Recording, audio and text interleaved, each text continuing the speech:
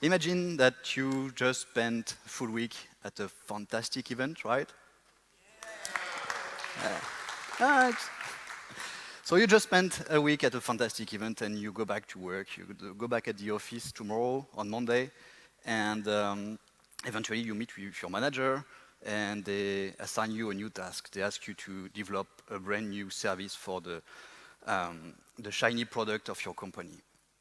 And you think about it, you take the task, but you have a very tight deadline, so you think about it the whole morning and you don't find exactly the proper way to implement it. So you go to your favorite coffee shop, you order your meal, and eventually, oh boy, the world is nice with you. You just find a fantastic USB stick on the table where you sit. That seems to contain exactly what you have been asked to implement. So, what do? You are a responsible engineer, right? So you're plugging into your corporate laptop. And what you find in there is something that looks exactly what you need, right? It seems totally legit. It's not even beta version anymore. It's version 42, so it's very mature, very widely used, lot of stars, and it's free. So, yeah, what do you do then? You're responsible developers, so you deploy to production, of course. Yeah, everybody smile, but that's basically what most of the IT industry has been doing for the last 2 decades, right? And if you think about it, when you build some Maven project or NPM project, you download half of the internet, and doesn't make much difference compared to taking a random USB stick on a coffee shop and deploying it to production. So what we've been doing so far is not trust but verify. It's trust and hope for the best. And of course, it doesn't go always very well. Sometimes the things that you pull are malicious, and eventually, after some time, Never gonna give you up, never gonna let you down, never gonna run around and desert you. You get some malicious code that start to sprawl on your IT, and now your colleagues have some random videos opening and whenever they want to start to work. And that's actually happening. And the threat actors, actually the hackers out of there, have started to notice how most of the IT behave and that they don't verify anything. And you can see that by looking at the trends regarding the malicious packages that are discovered nowadays on the package managers. So for instance, on Maven Central, the last state of the supply chain from Sonatype mentioned that the number of malicious packages discovered is just exploding. So we don't know what we consume, and we don't know where we deploy. So if we look Log4Shell, who had to manage a Log4Shell issue 2 years ago? Okay, I have a few, but you obviously have heard about it. Still, last month, August 2023, about 20% of the version of Log4j downloaded from Maven Central were a malicious version. USB stick. Even more worrisome or even more eye-watering, 96% of the downloaded artifacts from Maven Central that contain a vulnerability already had a fix available. So it's not even a matter of open source not fixing the issues. It's really a matter of we, the IT industry, not checking if something better is available. And 12% of all downloads also have vulnerabilities. So let's talk about software supply chain, secure software supply chain. And oh boy, I like to talk about security in the month of October. I can use all those Halloween theme pictures during my presentations. So what is the software supply chain? So from a very bird-eye level picture, this looks like that. And this picture, even if it's very oversimplified, it does a very great job at demonstrating that there are a lot of threat vectors, right? Basically, every single link and box on this diagram can be a vector of an attack. And you may notice that at the very beginning of the chain, there is you, the developers, the engineers who work on the software. So, of course, we will need to verify what we pull, and we will talk about it later, but you need to ensure that what you push is really from you, and you need to provide proof that what you push is really from you. And for that, you have two things. So I won't be very technical during this talk, but here we will dive into two things that you can do today to improve the security of your supply chain. The very first thing that you need to do is to sign your commit. You may know that it's very easy to forge a Git commit.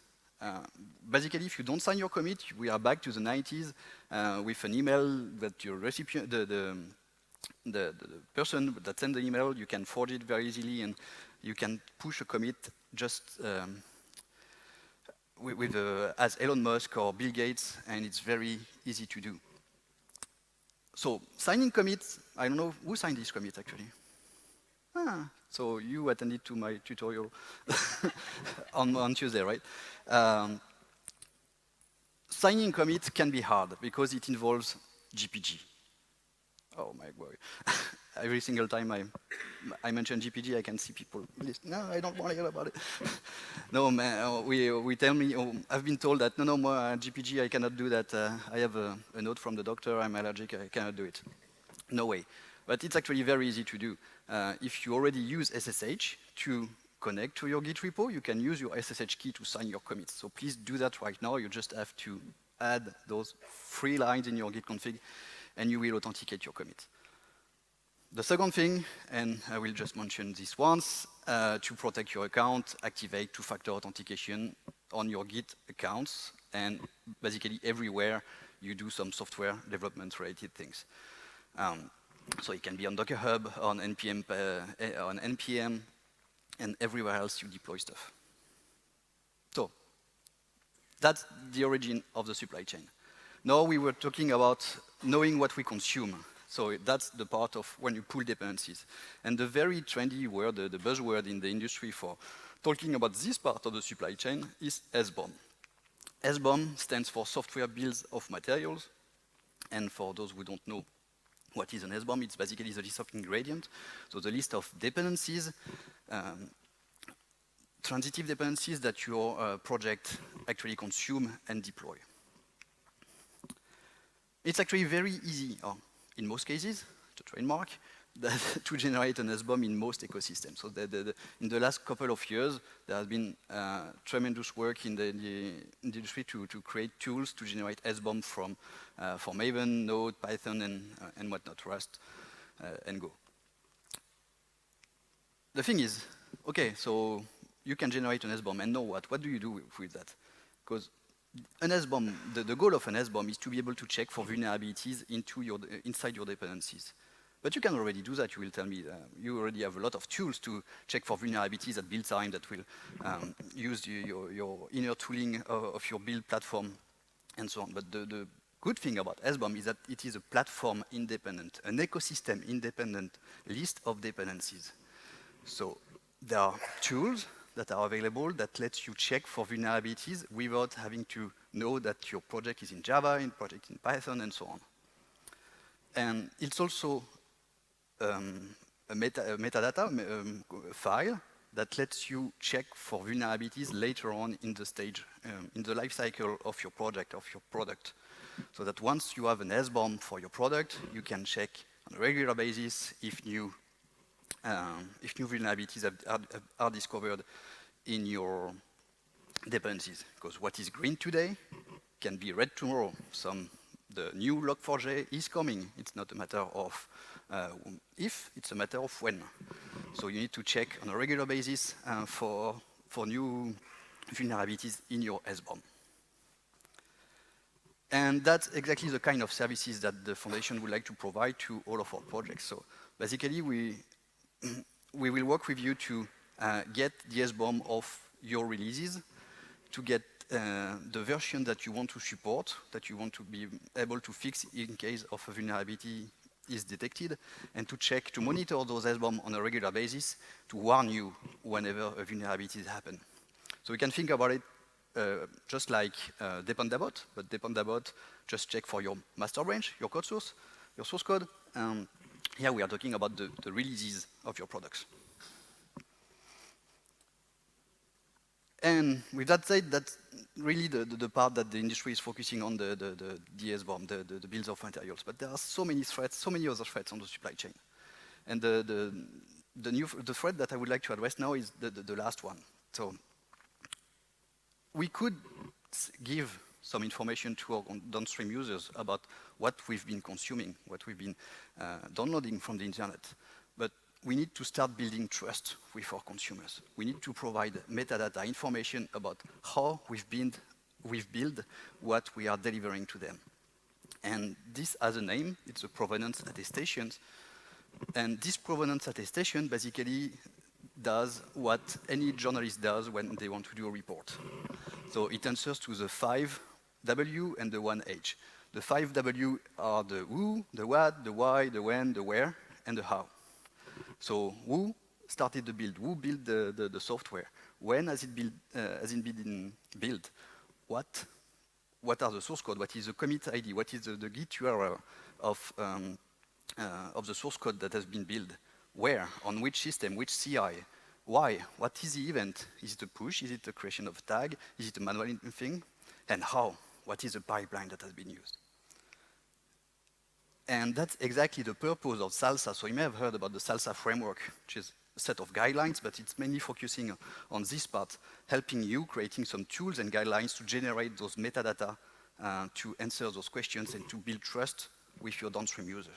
And eventually, what you want to do is to be able to verify those metadata.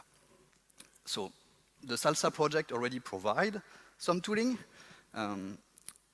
Many of our projects at Eclipse also use Jenkins, and fortunately there is no tooling available for Jenkins to generate those metadata. So we've also started the creation of a Jenkins plugin to generate those SALSA metadata for you.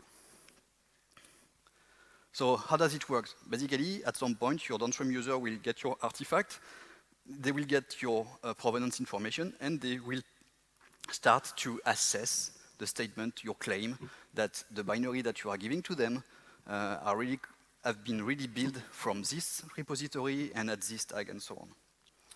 And where we are going with that, where the SALSA project is going with that eventually the toolings, Maven, NPM, PyPI, and so on, whenever you download something from the internet, it will require a provenance attestation, and it will check the claim at the same time you download the artifact. So not only you will provide what you consume, but you will also check what you consume.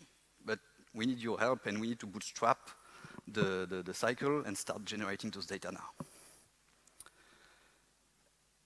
And there are many, many other threats in the supply chain.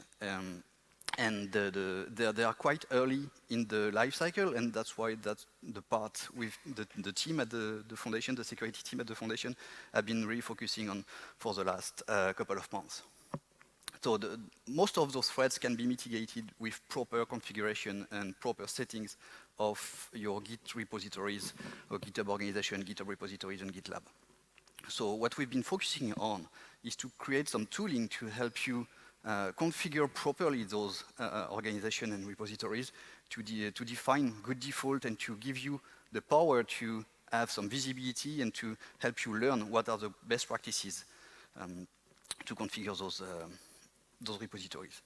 And we have a motto here where we really stand by every single new security measure that we would like to propose, that we would like to push for, should make your life easier. And we really think that this tool, so it's called Otterdog, developed by the team and mainly by Thomas, who is here today. The goal is to empower you to know what you are, what is the platform that you're consuming and how it is set up. And it gives you the ability, for instance, to self-service, change some of the settings of your organizations, of your repositories, enable projects, so discussions, and also learn from others, because all those information are now public for all projects who have been onboarded, so you can go, look, and learn from other projects. And with that information, it gives us the ability to provide you with what we think is important from a security perspective. So for instance, we now have some dashboard like that where at a glance, you can identify if you've enabled what we think is important for security, for securing the your supply chain. So did you protect your default branch? Did you enable secret scanning in this case, and so on? And on top of that, so that's per project, but it also helps us build more global dashboard for identifying what is the current state globally at the foundation of the supply chain, of the security of the supply chain. So here we have a very simple one that we started, given we have about 40 organizations onboarded where Autodog is deployed, and we can monitor what is the distribution of projects that have their default branch protected or not. This is really helpful to give us insights about what are the priorities and what needs to be communicated to projects globally, and give us the ability to react to the threats. And this is only the beginning. What we are aiming for is basically to build a control plane for the supply chain security. So to have visibility across the portfolio of Eclipse projects on the posture of the supply chain. This control plane is very important for one reason. We want to have a very effective incident response.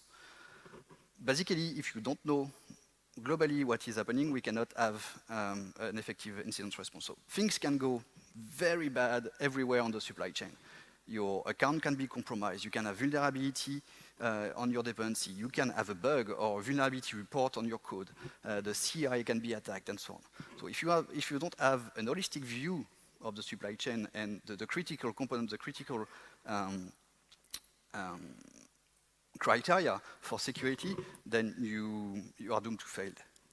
Of course, the control plane won't look like that initially. We'll start much more. Oops. Sorry. How do I go back? The other one, sorry. So we'll start much simpler, and we want to incrementally improve the control plane. And for any new knob, any new panel that we add to this control plane, of course, we will need some documentation, some best practices, some training for everybody to share. What it means to have such a control plane also is that it will go back to projects, so it will allow projects to consume the data for their own security posture. So currently we have some information about the security posture in the form of the SALSA conformance, compliance level that you cannot display on your project page, but more and more data from this global control plane will be reusable by each project so that they can inform their downstream user about their posture. So something I wanted to mention, and that is not very visible to the global community, that all of this supply chain, we can do everything we want. If we don't rely, if we are not based on a secured infrastructure, it won't happen. So for the last couple of months, the IT team has been very busy improving, hardening the security posture of the infrastructure so that everyone can build on top of that and work on the stuff that really matters from a software development perspective. But the IT infrastructure is very important. So key takeaways. Security is not an event. You cannot go from not secured to fully secured. So we need some progress, we need some steps available to you, and we need to be measurable. So that's why this control plane and those criteria, those levels of compliance are very important. And the second thing is like empowerment, giving you the tool and the incentive to change the settings, improve your development process is very important. And for anything that we will add or that we will provide, we will always keep in mind that we want to provide added value to our to you rather than just putting some burden on your shoulder. But to do all of that, I also have a call out, and Sarah also already said that we need you, but also on security we need you.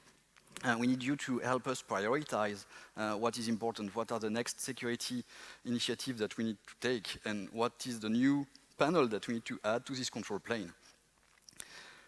This year we got sponsorship from the OpenSSF Alpha Omega project. It helped us build capacity, so we are now 5.5 in the team, the security team, to build all of that. But this sponsorship is only to build capacity, to bootstrap the effort. So to sustain this effort, we are seeking interest among our community to create a working group, a security working group. So not only to continue the funding of this work, but also to help us define what are the next priorities that we need to tackle. Last but not least, you know that you are the new kingmaker, the developers. You have a global impact on the global economy. And if we go back to our initial statement that we basically trust and hope for the best, the legislators, the regulators start to see us a bit like that, like a bunch of hippies doing some software development. And they want to regulate the IT industry. So we need to work with them to get rid of this image from their mind and help us understand what we do and what we do to improve the current situations.